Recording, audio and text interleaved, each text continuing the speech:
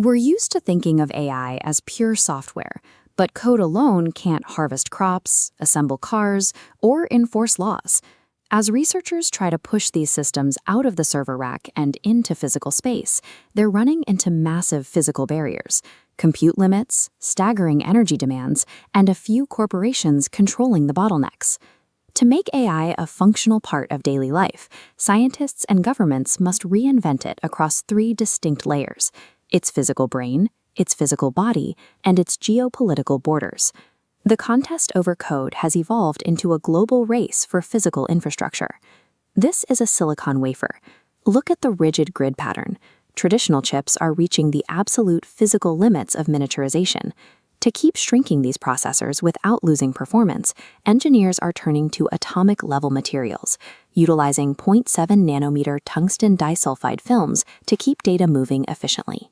This hybrid organic oxide phototransistor merges light sensing and signal processing into a single unit, like an artificial neuron. Instead of moving data across a circuit board, it uses trapped photo-induced charges to create memory where sensing happens, slashing AI power needs. But even hyper-efficient chips require a power grid to match. One solution is agrivoltaics, the practice of combining solar panels with active crop farming. This chart shows how less than 1% of agricultural land can offset total AI data center energy demand in key regions, while the panels actually shield the crops to increase yields. Securing atomic-level efficiency and macro-level sustainable power are the foundations for scaling AI globally.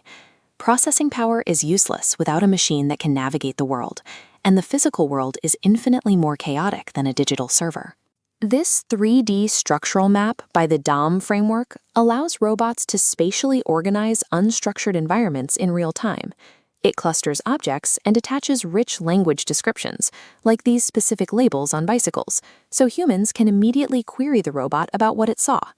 This table compares disembodied software to the embodied intelligence required for physical robots. To adapt safely, a machine needs a soft, compliant form that reacts to its environment in milliseconds, rather than following rigid code. This engineering challenge also has a psychological component. These machines have to work safely alongside humans on factory floors. Field data shows that when factory workers treat robots as teammates with human names and roles, they engage in smoother troubleshooting and maintain higher productivity. An AI's utility depends as much on its physical adaptability and human acceptance as the software in its brain. Once AI becomes physical infrastructure, it immediately creates geopolitical tension. Look at the Palantir logo on the screen. At the Viva Tech conference in France, nations are increasingly anxious about digital sovereignty and the risks of relying on foreign firms to handle sensitive national data.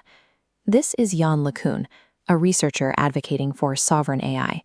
He argues states must control their own foundational models, so their cultural and information systems aren't mediated by an outside power.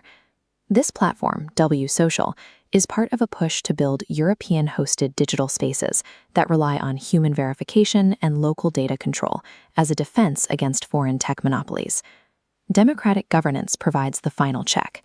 If corporations hold the moral authority, the public loses its voice. True sovereignty requires independent bodies with the power to veto AI deployments. Without that sovereign control, physical AI infrastructure simply becomes a mechanism for foreign dependency. The era of viewing AI as a cloud-based digital assistant has ended. The real competition has shifted to mastering atomic hardware, constructing robotic bodies, and enforcing sovereign borders. The nations that master these three spheres will control the systems that underpin the technological and geopolitical future.